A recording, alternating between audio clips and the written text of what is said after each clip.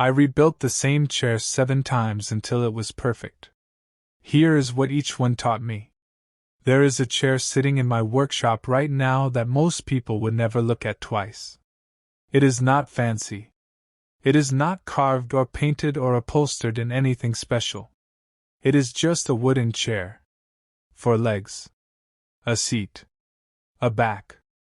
The kind of chair you have seen 10,000 times in your life without giving it a second thought.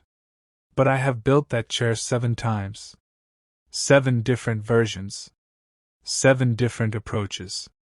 7 failures, 7 lessons, and somewhere in the middle of all that sawdust and frustration, something that finally got close to right.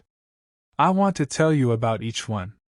Not just what went wrong with the wood, or the joinery, or the finish, but what each version taught me about patience, and stubbornness, and what it actually means to get better at something after you have already been doing it for decades. Because here is the thing nobody tells you when you have been woodworking for 40 years. You think you already know. You think experience is the same as mastery. And then you try to build a simple chair, and the wood proves you wrong in about 6 different ways. This is the story of chair number 1 through chair number 7. And I promise by the time we get to 7, you will understand why I had to build all of them. Chair number 1. The Overconfident Chair. I built the first chair on a Tuesday in March about 3 years ago. My wife had asked me for a new chair for the corner of our bedroom. Nothing fancy, she said. Just something with character. Something handmade. I told her it would be ready by the weekend. I had been woodworking for over 30 years at that point. I had built tables and cabinets, and staircases and furniture that people had paid good money for. A chair was simple geometry. 4 legs, a seat, a back. I had built harder things before breakfast. I grabbed some white oak from the stack I had been saving. Good stock. Straight grain. I sketched the proportions on a piece of paper, went out to the shop, and started cutting. I did not make a template. I did not dry fit anything. I trusted my eye and my experience and 40 years of muscle memory. The chair came together in about 6 hours. I glued it up, clamped it, left it overnight, and came out the next morning feeling pretty good about myself. It wobbled. Not dramatically. Not fall over wobble. Just that infuriating slight rock, the kind where one leg is maybe 1/8 of an inch shorter than the others. The kind you notice every single time you sit down. The kind that makes a chair feel cheap even when the wood is beautiful. I shimmed it. I tried to fix it. I could not fix it. The lesson from chair number 1 was not about legs or shimming or geometry. It was about what overconfidence does to a craftsman. When you assume a thing is easy, you stop paying attention. And the wood always notices when you stop paying attention. Experience is not a substitute for respect. That is what chair 1 taught me. No matter how many years you have behind you, the wood does not care. It demands the same respect on day 1 that it demanded on day 10,000. You give it that respect or it gives you a wobbly chair. I set it in the corner of the shop. I could not throw it away. I needed to look at it. Chair number 2. The Measured Chair. I went back to the drawing board for chair 2. Literally. I got out proper drafting paper and I drew every part of that chair to scale. Every mortise. Every tenon. Every angle of the back legs, which are not vertical like people assume but tilted back slightly to allow a person to sit comfortably. Back leg angle is something a lot of woodworkers get wrong on their first chair. The legs need to splay outward and backward at the same time, which means the compound angles on your cuts are not straightforward. If you do not account for that, you end up with a chair that either tips backward when you sit in it or sits you so upright you feel like you are in a dentist's chair. I measured everything for chair 2. I made templates from plywood. I dry fit every joint before I touched any glue. I checked the legs on a flat surface before assembly. I did everything right. The chair did not wobble. It sat perfectly level on any surface I put it on. But it was ugly. Not broken, not wrong, just ugly. Stiff-looking. Over-engineered in a way you could feel when you looked at it. All the life had been measured out of it. It looked like a chair drawn by someone who had read about chairs but never loved one. My wife looked at it and said, "That is very sturdy." Which is what people say when they cannot think of anything else kind to say. The lesson from chair number 2 is one I have had to relearn more times than I would like to admit. Precision and beauty are not the same thing. You need precision, yes. But precision without intuition produces correct furniture, not good furniture. There is a difference. The great old woodworkers understood this. The Shakers built furniture of extraordinary precision, but they also had an eye for proportion that cannot be reduced to measurements. They knew where to make a leg slightly thinner, where to taper a back post, where to leave a curve soft instead of sharp. That knowledge lives in the hand and the eye, not the ruler. Chair 2 taught me that I had spent so much time correcting the arrogance of Chair 1 that I had swung all the way to the other side. Caution can kill a piece of furniture just as surely as carelessness. I set Chair 2 next to Chair 1 in the corner of the shop. Chair number 3. The inspired chair. For Chair 3 I did something I had not done in years. I went and looked at other chairs. I drove to an antique market about an hour from here and spent a morning just sitting in old chairs. Not buying. Sitting. Feeling how they held my body. Looking at how the parts related to each other. Running my hands along the joints and the curves. I found a 19th century ladder back that stopped me cold. It was not fancy. Plain wood, probably hickory, no finish left on it to speak of. But it fit the human body in a way that felt almost inevitable. Like the chair had always existed and someone had simply found it inside the wood. I photographed it from every angle. I took measurements with a cloth tape. I sketched it in a notebook I still have somewhere on my workbench. Then I went home and built Chair 3 from the memory of that chair mixed with my own proportions and my own wood. Chair 3 was the best chair I had built up to that point. Good proportions. Comfortable. The joinery was clean. My wife sat in it and said, "Oh, this one is nice." But it was not mine. I could feel the ghost of that antique market chair inside it. I had borrowed my way to something decent instead of finding my own way to something great. The lesson of Chair 3 was about influence versus imitation. Every craftsman needs to study what came before. You need to understand why the old things worked. But at some point you have to close the notebook and make something that could only have come from you. Your hands. Your eye. Your 40 or 50 years of standing at a bench. Chair 3 was a good chair. It was just not fully my chair. And I could not let that be the end of the story. I set it in the shop with the others. Chair number 4. The broken chair. I need to be honest with you about Chair 4. Chair 4 broke. Not during building. Not during finishing. It broke about 3 weeks after my wife started using it. A back leg joint let go. Not catastrophically, not suddenly, just a slow loosening over time until one afternoon she sat down and the whole back left corner gave way. Nobody was hurt. But I felt it like a physical thing in my chest. Because I had thought Chair 4 was the one. I had been confident about it in a way I had not felt confident about the first 3. The proportions felt right. The joinery had gone together beautifully. I had used the wood glue I had been using for 20 years. But I had not paid enough attention to the grain direction in one of the back legs. There was a subtle short grain section that I had seen and decided was not a problem. I had made an executive decision in the moment, and it had been the wrong decision. Short grain in a chair leg is not a small thing. Chair legs take impact in ways that table legs do not. Every time someone sits down, there is a shock load through the joints.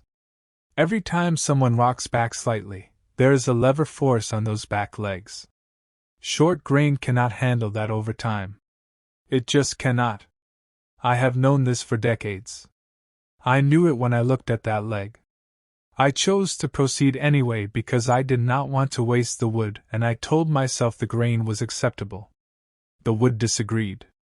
The lesson of Chair 4 is the hardest lesson in this whole story. It is the one I think about most. Knowing something and doing something are not the same thing. You can have 40 years of knowledge in your head and still override it in the moment because of impatience or frugality or just wanting to be done. And the wood will always collect on that debt eventually. The older I get, the more I believe that good craftsmanship is mostly just the discipline to do what you already know you should do. The knowledge is rarely the problem. The follow-through is the problem. I kept the broken chair. I put it at the front of the row. Chair number 5. The slow chair. After Chair 4 I took a break. About 6 weeks. I did other things in the shop. Cleaned up. Sharpened tools. Fixed a few things around the house. Let the chair project breathe. When I came back I decided Chair 5 was going to be built slowly. No deadlines. No rushing. I was going to take as long as it took. It took 4 months. That sounds excessive, I know. I was not working on it every day. But I let each stage sit before moving to the next. I let the rough-cut parts acclimate to the shop for 3 weeks before doing final dimensioning. I made every template twice. I cut every joint twice, once in scrap, once in the actual wood. I fit everything, took it apart, checked everything again, and only then glued up. The chair that came out of those 4 months was the quietest, most honest chair I had ever made. Nothing showy about it. No design flourish. Just good proportion, clean joinery, and wood that had been treated with the time it deserved. My wife sat in it, and did not say anything for a moment. Then she said, "This one feels like it has been here for 100 years. That was the right thing. The lesson of Chair 5 is about time. Not just in the shop but in the craft as a whole. We live in a world that moves faster every year and rewards speed and output and quantity. But woodworking was never about any of those things. It was always about the long game. The piece that is still standing in 100 years. The joint that never fails. The surface that gets more beautiful with age instead of less. Slowing down does not mean being less skilled. It often means being more skilled. Because it means you are listening to the material instead of rushing past it. Chair 5 was the chair my wife kept. It is still in the corner of our bedroom. I see it every morning when I wake up. Chair number 6. The teaching chair. By the time I started Chair 6 I had a neighbor involved. A man named Gerald, 71 years old, retired, who had always wanted to learn woodworking and had been asking me for 2 years to let him come out to the shop. I finally said yes. I told him we were building a chair together. I told him it would probably take us a while. He said that was fine, he had time. Teaching someone to build a chair when you have been building things for 40 years is a strange experience. You discover how much of what you do is completely automatic. You reach for a tool without thinking. You make a cut and adjust without conscious thought. You eyeball a joint and know in your body whether it is going to work. None of that is transferable through words alone. I had to slow down and find language for things I had never put into words. Why do I hold the plane at this angle? I had to think about it and explain it. Why do I tap that joint just there with a mallet? I had to understand my own reasoning before I could give it to someone else.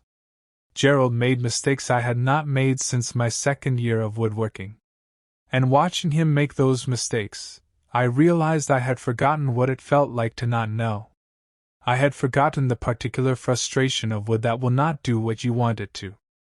I had forgotten that the craft is not natural, that it is learned, that it requires failure and patience, and someone willing to stand next to you and say, "Try it again." The chair Gerald and I built together was not my best chair technically. But it was the most meaningful one I made during this whole project. Because building it together forced me to understand what I knew in a way I never had before. The lesson of Chair 6 is about generosity with knowledge. There are woodworkers of our generation who guard what they know. They see their techniques as competitive advantages, secrets earned through years of hard work. I understand that impulse. But I think it is wrong. What you know dies with you unless you give it away. And giving it away does not diminish it. It multiplies it. Gerald is out in his own garage now, building things. That would not have happened without Chair 6. And something of what I know is alive in his hands now, and maybe someday in the hands of whoever he teaches. We put Chair 6 in Gerald's living room. He calls it his favorite thing he owns. Chair number 7. The final chair. I built Chair 7 alone. Quietly. Without a deadline, without a plan to give it to anyone, without anything to prove. I chose the wood differently than I ever had before. Not the most impressive board. Not the widest or the most figured. I chose a piece of white oak that had been in my shop for 11 years, a piece I had been saving without quite knowing why. It had a straightness and a quietness to it that I had always liked. I had been waiting for the right project. This was the right project.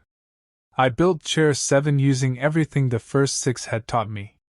The respect for the material from Chair 1. The precision without rigidity from Chair 2. The understanding of history from Chair 3. The absolute refusal to compromise on grain from Chair 4. The patience from Chair 5. The clarity about what I actually knew from Chair 6. I did not rush any of it. I did not take 4 months either. I just worked at the pace the chair needed, which turned out to be about 6 weeks of comfortable mornings in the shop. When I finished and set it on the floor and stepped back and looked at it, I felt something I do not feel very often anymore. I felt like it was right. Not perfect, because nothing is perfect, and I stopped chasing perfection somewhere around Chair 3. But right. Honest. A thing that could only have been made by someone who had been making things for a very long time, and had made enough mistakes to finally get out of their own way. I sat in it. And I thought about the first chair, sitting wobbly in the corner. And the broken one. And the one that looked borrowed from someone else's vision. And Gerald's face the first time he successfully cut a mortise. And my wife saying this one feels like it has been here for 100 years. Chair 7 is still in my shop. I do not know who it is for yet. Maybe nobody. Maybe it is just a chair that needed to exist at the end of this particular journey. The lesson of Chair 7 is the lesson of the whole project, and maybe the lesson of the whole craft. You do not get to the 7th chair without the first 6. There is no shortcut through the failures and the lessons and the slow accumulation of understanding. Every year you put in, every mistake you make, and remember, every piece of wood you treat with more respect than it strictly requires, it all goes somewhere. It lives in your hands. It lives in your eye. And someday, if you keep at it, you sit down and something you made and it is right. And you know why it is right. And that knowledge costs you something real, and it is yours, and nobody can take it. That is what 40 years behind a workbench gives you. Not the ability to get it right the first time, but the willingness to keep going until you do. If this video meant something to you, sit with it for a minute before you move on. And if there is a project in your shop right now that you have started and stopped, and started again, maybe go back out there today. It might just be your Chair 7 waiting. I will see you in the next one.